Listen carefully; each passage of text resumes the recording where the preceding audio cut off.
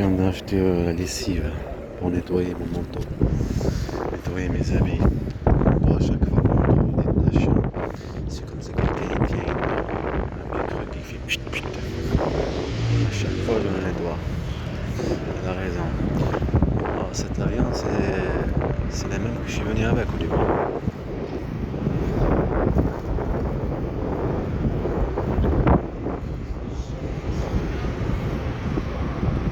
J'ai oublié comment ça s'appelle. Transavia ou Transavia, un truc comme ça. Ouais, Transavia.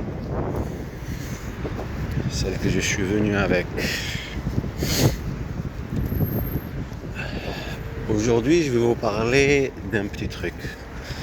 Quand tu fais un vlogging, vlog pour ta journée. Par exemple, là, je sortais de la maison pour chercher le kit vaisselle. Ma mère elle me dit, elle prépare un truc parce que je voulais voir mon grand-père pour qu'il me donne les dates de naissance et tout ça. Et en même temps le voir, comme c'est le Eid aujourd'hui, la fête des musulmans, le Eid de Fitr. Dès que tu sors, tu as des harcèlements psychologiques. Chacun y fait un truc. D'accord. Et maintenant tu arrives jusqu'à ici, c'est tout le long de chemin.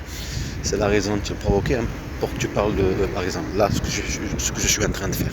Et ça, on appelle ça de la manipulation. D'accord. Au lieu de faire filmer ta journée pour que tu sois connu, les gens ne vont pas écouter quelqu'un qui est en train de parler de ça. Filmer ta journée, ce que tu fais, de toutes ces choses, c'est ça que je voulais faire. Et après, vous montrer l'histoire et ce qu'ils ont fait. D'accord. Eux, ils aiment bien ça. Ils rentrent dans la provocation. C'est pour ça, imaginez-vous provoquer un père, provoquer des enfants, les maltraiter. L'intimidation sur un père, l'intimidation sur des enfants, manipuler la justice, manipuler le juge, pour créer en fait l'ennemi, créer le fichier, en fait, comme quoi il parle de... Bon. Et ça, on appelle ça de la mafia. Comme le truc de Pirpan, la complicité de Pirpan, l'hôpital de Pirpan, créer de la violence. Quand elle va te faire vivre la violence là-bas en Algérie, tu vas riposter. Parce que tu vis de la violence psychologique et physique ici. C'est de la préparation et tu pourrais se laver pour que tu reviennes en Algérie. Tu repars. Tu en as marre quoi, alors tu repars. Et comme à chaque fois, elle t'accueille avec des coups et des choses psychologiques. Et elle fait vivre le cauchemar à tes enfants, plein de choses. Une bande de mafia quoi. L'Algérie complice de l'histoire aussi, son pays là-bas.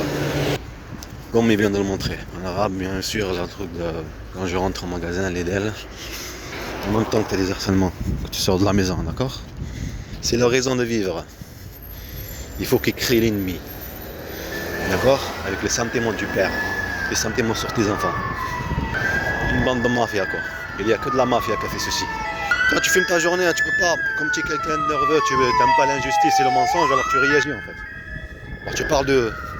Il y a une différence quand vous sortez de la maison. Vous allez acheter quelque chose, vous allez faire quelque chose, vous allez quelque part, aller voir votre grand-père ou votre famille ou n'importe quelle chose. On t'empêche de parler de ça. On te fait rappeler ce qu'ils sont.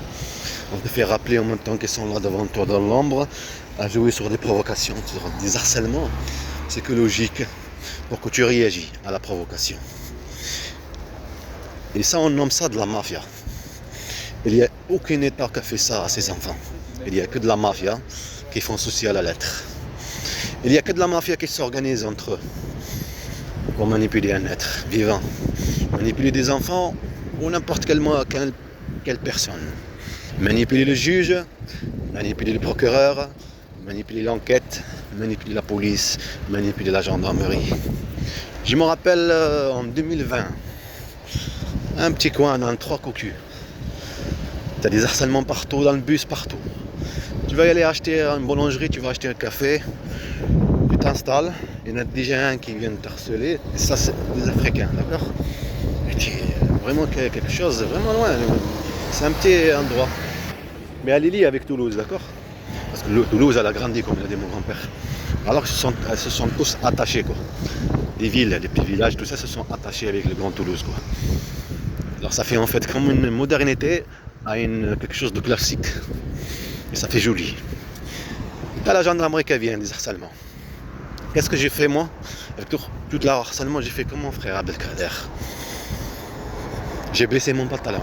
Comme il me provoquait tout ça. J'ai lu tout ce qu'ils te font. J'ai baissé pour qu'ils me laissent tranquille. Ils chassent. En plus, ils parlent dans le jardin, et on regarde là, il y a une couleur bleue. J'ai blessé mon pantalon. Blessé mon pantalon, oui.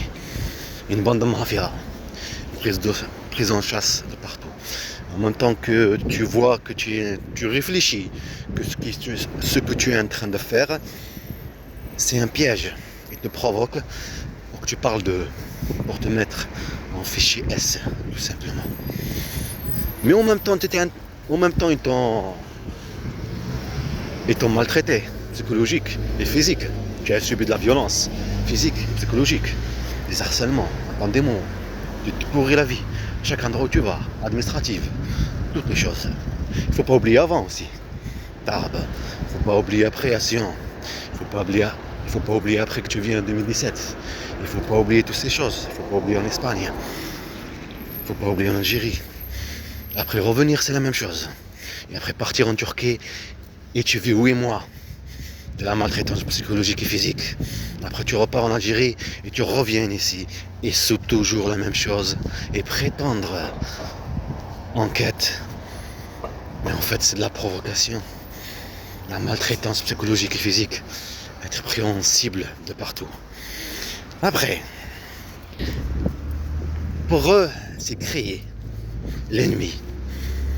Ils ne trouvent pas autre chose à faire, c'est créer un ennemi. L'obliger par la force, par des harcèlements, par la provocation pour qu'il réagisse. Réagit, qu'il ne se laisse pas faire. Ce qu'il fait là maintenant, en train de parler, discuter avec vous. Et c'est dans ce chemin que je viens d'arriver. Alors tu ne vas pas médiatiser, mais non. Il ne fallait pas tomber dans le piège. En fait, on appelle ça la psychomanipulation. Tu as vécu de la violence psychologique et physique. Il fallait parler de ce moment-là. Il faut parler de l'autre. Ce que tu dis, j'étais là, nanani, tout ça. Ou pas se laisser faire, vous êtes des mafias, vous êtes ceci, vous êtes ceci. Mais montrer exactement ce qu'ils t'ont. Puis vivre. Ici, la maison, le principal, le téléphone, les harcèlements psychologiques, ce qu'il a dit, le rendez-vous. Hein? Les avocats ne trouvent pas d'avocats, plein de choses, le truc intérim, tout, ces choses-là. Vous comprenez? Voilà. On dirait qu'on n'est pas dans un état, mais mafia. Tout simplement. Mais on le fait à la lettre, exactement comme une provocation, comme mon petit frère Ismaël qui est en prison. D'accord? Pareil. Jouer sur la provocation pour ramener en prison.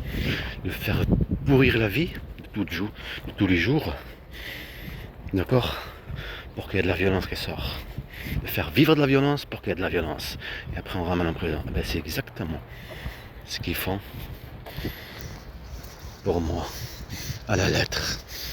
Il n'y a qu'une mafia qui fait ceci. Il n'y a pas un État qui fait ceci à ses enfants. Il n'y a jamais avait existé un État qui a fait ça à ses propres enfants. Bande de mafia. Bienvenue dans le monde de mensonges, dans le monde de service, que nous nommons mafia. .fr.tr.dz.e.s.